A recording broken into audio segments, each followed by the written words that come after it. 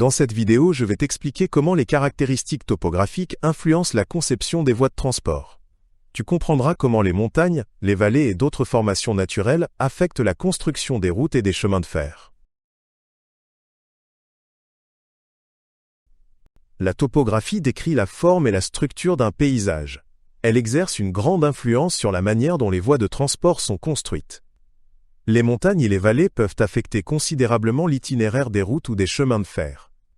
C'est pourquoi, lors de la planification des voies de transport, il est nécessaire de tenir compte de ces caractéristiques géographiques. Les montagnes représentent un grand défi pour la construction des routes et des rails.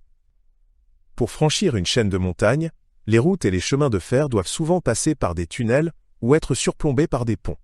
Dans les régions montagneuses escarpées, les routes sont souvent sinueuses et étroites.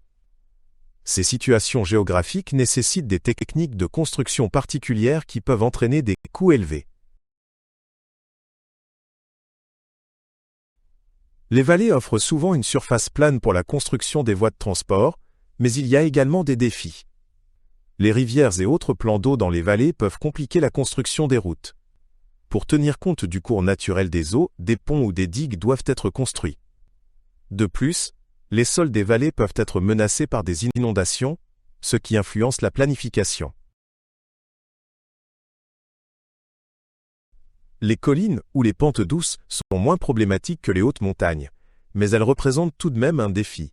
Souvent, il est nécessaire d'adapter l'itinéraire des routes pour éviter les montées abruptes.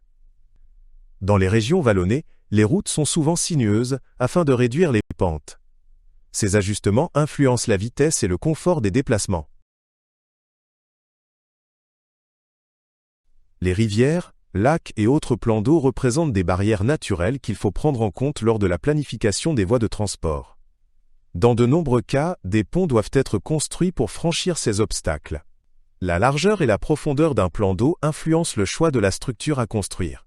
De plus, il est nécessaire de tenir compte des zones inondables afin d'assurer la sécurité. Les côtes représentent des défis particuliers, surtout dans les zones avec des falaises escarpées ou des côtes plates. Les routes et les chemins de fer doivent souvent être construits le long de la côte, ce qui peut nécessiter la construction de murs de soutènement et de tunnels. Les mesures de protection des côtes sont également importantes pour protéger les voies de transport contre l'érosion ou les inondations. La construction de routes dans les zones côtières nécessite souvent une planification et des coûts plus importants. Les plaines offrent des conditions idéales pour la construction des routes et des chemins de fer. Elles sont plates, ce qui rend la construction des voies de transport moins complexe. Les coûts de construction sont également généralement plus bas dans les régions plates. Dans ces zones, les voies de transport peuvent facilement s'étendre et se connecter entre elles. Les forêts et la végétation dense peuvent rendre la construction des voies de transport plus difficile.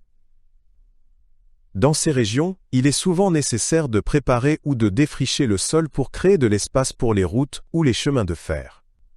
L'évacuation des eaux doit également être particulièrement prise en compte dans les zones boisées. La végétation peut affecter la durabilité des voies de transport si elle n'est pas correctement gérée. Le climat joue un rôle essentiel dans la conception des voies de transport. Dans les régions où les conditions météorologiques sont extrêmes, les routes et les chemins de fer doivent être construits de manière à être particulièrement résistants. Le froid, la neige et la pluie peuvent affecter la durabilité des voies de transport et doivent être prises en compte lors de la planification. Le climat détermine également la fréquence des travaux d'entretien nécessaires pour maintenir les voies de transport en bon état.